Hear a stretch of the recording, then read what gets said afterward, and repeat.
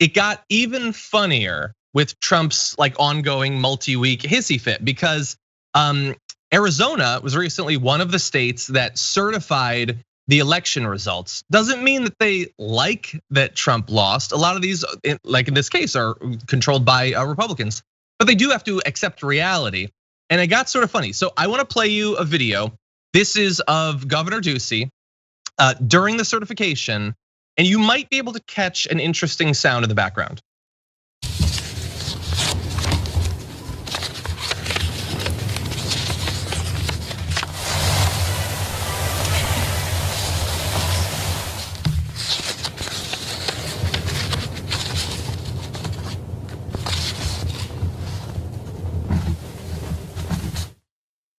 Okay, so it's very hard to hear, but if you listen very carefully and try a few times, Yasmin, do you know where I'm going with this? Do you know what's in that video? Yeah, I know what's in the video. Okay. I'll let you. Yeah, really fast, because it is hard to actually hear it, but you hear when he takes his phone out, it is playing Hail to the Chief, and supposedly, I'm not staking my reputation on this, but supposedly he had previously said that so as to not miss a call from the president, he had changed the president's ringtone to Hail to the Chief.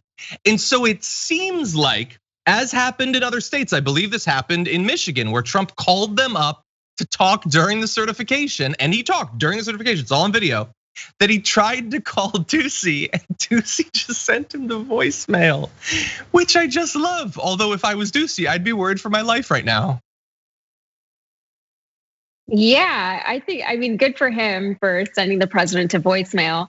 It's so funny because all these GOP officials now are, being more open about the fact that he really is just like a petulant child, kind of like your annoying friend or annoying boss in this case.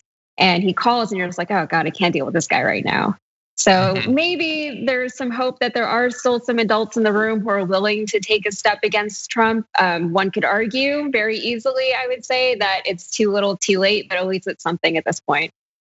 Yeah, and look, it's not just Trump is pissed at Ducey, for instance, and he's tweeting about them. Like we showed you the tweet of him attacking Brian Kemp, and obviously, like, this is the thing Republicans worry about. It is Donald Trump attacking them on Twitter. You can call it cowardly, you can call it pragmatic, since a lot of his followers just do what he says and believe what he wants them to.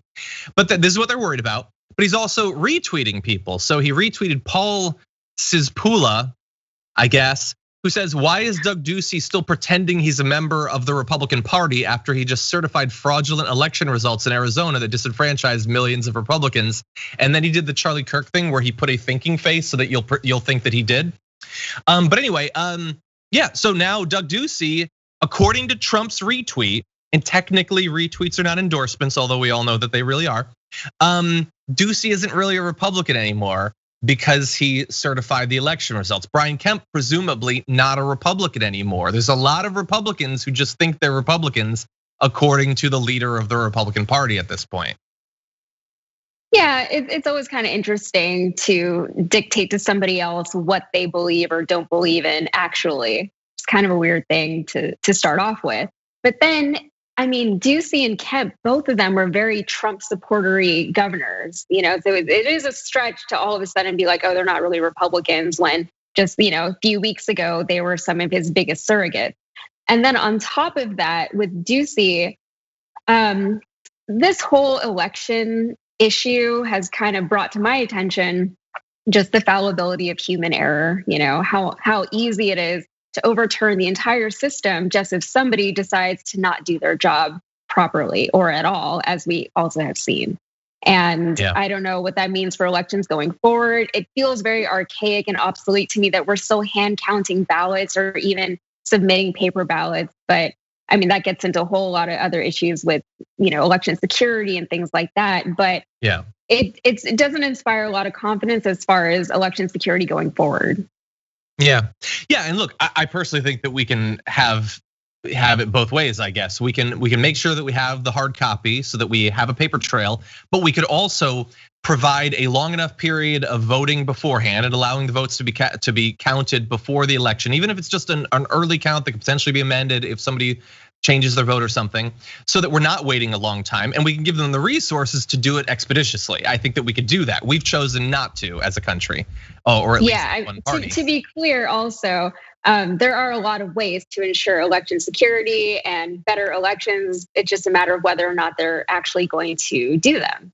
Totally. And everything you just said and then some. There's a lot of ways to have free and fair elections, and we're just not doing them right now.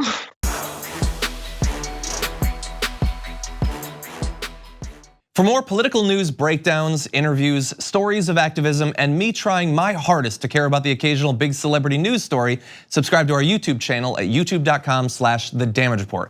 And you can ring the bell wherever it is so you don't miss anything.